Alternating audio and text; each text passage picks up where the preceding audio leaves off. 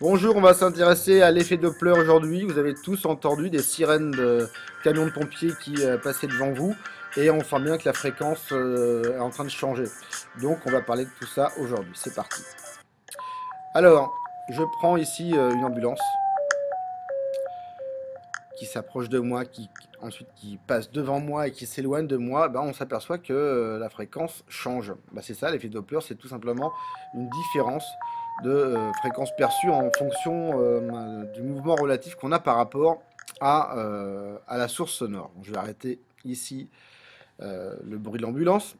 Donc la définition c'est celle-là, c'est un changement de fréquence d'une onde reçue par un observateur lorsque la source et l'observateur sont en mouvement l'un par rapport à l'autre. Alors à qui s'applique l'effet Doppler? Bah, toutes les ondes, c'est évidemment les ondes sonores, les ondes mécaniques en général, et puis les ondes électromagnétiques, hein, qui sont les ondes lumineuses, visibles ou non visibles. Donc, on va essayer de commencer par définir les variables du problème. On va avoir la vitesse de propagation de l'onde dans le milieu de propagation. Quelque chose qui est très très important, c'est que la vitesse de propagation d'une onde ne dépend pas de la vitesse de l'émetteur, mais du milieu simplement. On verra qu'on aura un cas où on aura donc la source qui va, par exemple, se diriger vers nous. On l'appellera US pour U source. On aura un cas où la source est immobile, mais c'est l'observateur qui va se déplacer. Donc on aura U0 ou UO, la vitesse de l'observateur. Et puis si on a des ondes, on aura forcément à parler de la période en secondes et puis la fréquence en hertz.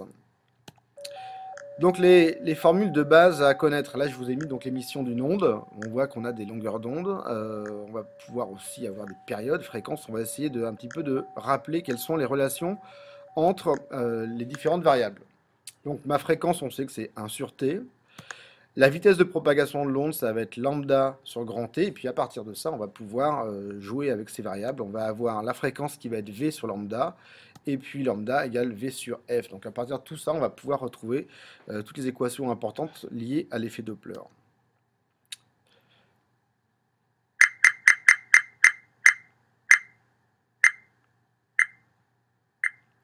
Donc ça, c'est notre premier cas. J'ai pris un observateur qui est immobile avec une source qui s'approche de lui avec une vitesse US, la vitesse US de la source. Bon, on s'aperçoit de quoi? Déjà, c'est que la fréquence n'est pas la même quand la source s'avance ou quand elle s'éloigne de nous. Et en fait, si on voulait faire, on a vu d'ailleurs un petit peu les images des ondes envoyées, si on reprend ça, en fait, on s'aperçoit que quand la source avance, on a l'impression qu'on a les ondes qui se ratatinent un petit peu, donc on a une longueur d'onde qui paraît différente, enfin qui va être différente pour l'observateur. Alors, c'est ça la chose importante dans le cas où on a une source qui est en mouvement, c'est que la longueur d'onde va être plus petite que la longueur d'onde si la source n'était pas en mouvement. Maintenant, alors évidemment, une fois que la source nous a dépassé, on a l'impression que la longueur d'onde, par contre, est plus grande. Donc on va essayer de jouer avec ce problème de longueur d'onde différente. Alors on va prendre donc le premier cas, c'est-à-dire que la source s'approche de nous. Euh, j'ai mis ici, on va s'intéresser en fait à ce qui se passe pendant une période grand T. Donc on a l'observateur qui voit les longueurs d'onde qui approchent. Ici en pointillé, donc c'était la longueur, l'onde émise. Ensuite, un peu plus loin, l'onde qui est arrivée à une distance lambda, donc après une période grand T. Et donc la distance parcourue par l'onde pendant ce temps grand T, pendant la période, c'est d égale V fois grand T. C'est aussi le lambda. La seule chose qui est enfin la chose qui est importante dans le problème, c'est que avant de renvoyer encore une onde, ben, qu'est-ce qui s'est passé pour la source? Elle s'est rapprochée de nous. Elle s'est rapprochée de nous pendant ce temps grand T d'une distance d' qui est la vitesse de la source multipliée par le temps grand T. Donc en fait, la longueur d'onde que nous, on va percevoir, c'est celle-là, lambda prime. Alors comment on va pouvoir l'exprimer? Ben, lambda prime, ça va tout simplement être d moins d prime. Donc à partir de ça, je vais avoir lambda prime est égal à v moins la vitesse de la source multipliée par le temps. Et puis je connais évidemment toutes les formules qu'on a rappelées juste avant. On va pouvoir maintenant jouer avec ça. Chose très importante, c'est que la source avance, mais la vitesse de propagation de l'onde sera toujours la même qu'avant, hein. Donc nous, on va avoir une onde qui aura une vitesse v, C'est simplement la longueur d'onde qui a changé. Donc on va avoir, en tout cas, puisque la longueur d'onde a changé, même si la vitesse de l'onde sera la même, on va avoir une fréquence f' est égale à v sur lambda prime. Et à partir de ça, on fait un tout petit peu de maths. On va se retrouver avec cette expression que f' est égal à v divisé par v moins us fois f. Si on voulait diviser d'ailleurs le tout en haut et en bas par v, on peut avoir une autre expression qui est celle-là, f' est égal à 1 divisé par 1 moins us sur v le tout fois f. La chose qui est intéressante ici, c'est qu'on voit que us est plus petit que v, et on va avoir à ce moment-là f' qui sera plus grand que f. C'est bien ce qu'on avait entendu, c'est bien ce que vous entendez tous les jours dans la rue. Maintenant, si on a la source qui est passée devant nous et donc qui va maintenant s'éloigner de nous, on va avoir donc une longueur d'onde qui paraît évidemment plus grande. Alors ça va être quasiment la même formule qu'avant, sauf qu'on va, au lieu d'avoir un V moins US, on va avoir un V plus US. On refait exactement les mêmes calculs qu'avant. Et là, on va avoir une expression qui est un tout petit peu différente. C'est presque la même au signe près. Et évidemment, il faut faire attention. Là, ce qui va être intéressant dans ce cas, c'est que la fréquence que nous, on va percevoir sera maintenant plus petite que la fréquence qui avait été émise par la source. Alors, quelques schémas, évidemment, pour associer, essayer de comprendre comment ça marche par rapport à une source qui est en mouvement. Donc, mon premier cas, c'est que la source ne bouge pas, donc on a une émission concentrique des longueurs d'onde, avec une longueur d'onde qui ne change pas au cours du temps. Maintenant, si on a une source qui se déplace, mais qui se déplace moins vite que la vitesse de propagation du son, ben on a déjà vu un petit peu ces schémas-là. Maintenant, on peut avoir, mais ça vous avez toujours entendu, enfin tous entendu, un avion tout d'un coup qui passe ce qu'on appelle le mur du son. Et ben c'est quand la vitesse de la source, la vitesse de l'avion est égale à la vitesse de propagation du son. Et donc ça c'est le schéma numéro 3. Et puis on peut évidemment avoir des objets qui vont plus vite que le son, par exemple. Et à ce moment-là, on va avoir un cône qui va être décrit. Donc il faut être un petit peu familiarisé avec ce genre de schéma parce que vous pourrez les voir en exercice. Donc ça, c'était donc une vitesse US plus grande que V. Alors deuxième cas.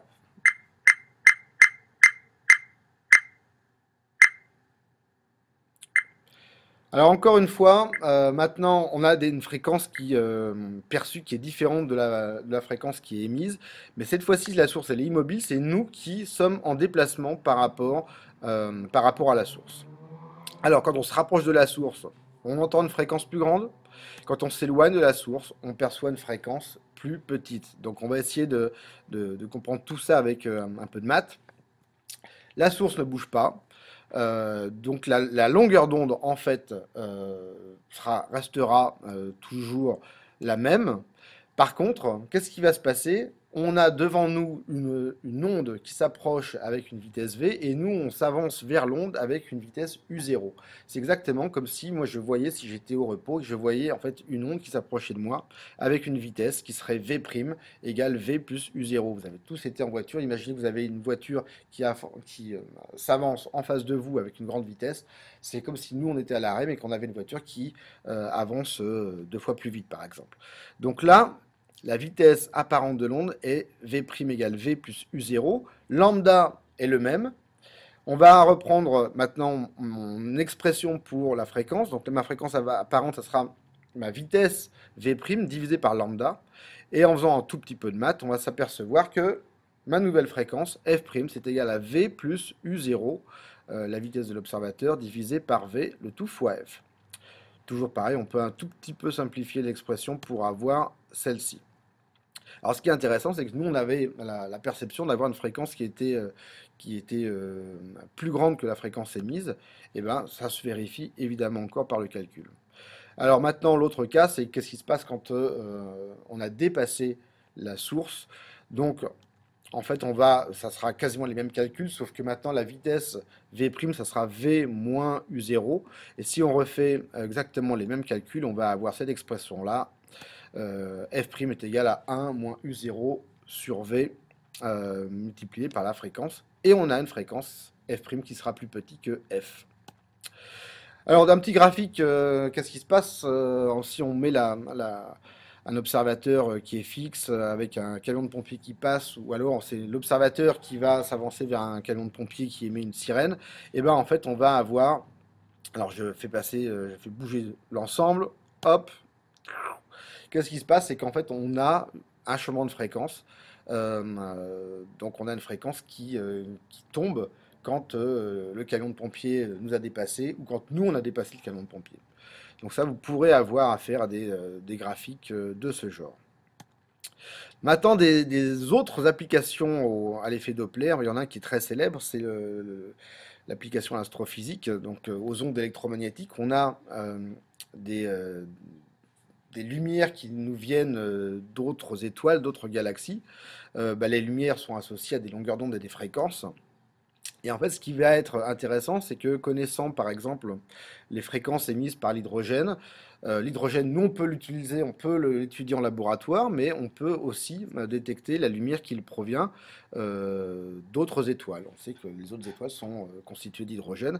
Et ce qui est intéressant, c'est que les fréquences qu'on va recevoir associées par exemple au spectre de l'hydrogène, les fréquences reçues diffèrent des fréquences qu'on peut avoir en laboratoire. Donc on a un décalage de fréquences. Un décalage de fréquences, c'est exactement ce qu'on a vu dans les équations précédentes. D'ailleurs, ce décalage de fréquences en fait montre que on a un décalage qui est qu'on appelle vers le rouge, le fameux redshift. Et ça nous montre quoi? Puisque en fait le décalage de fréquence est lié à la vitesse de la source. D'ailleurs, j'ai fait une faute d'orthographe de la source, il n'y a pas de S. En fait, ça va nous montrer que les galaxies s'éloignent les unes des autres. Donc ça, c'est un des effets, enfin, une des applications les plus importantes de l'effet de Doppler. Voilà.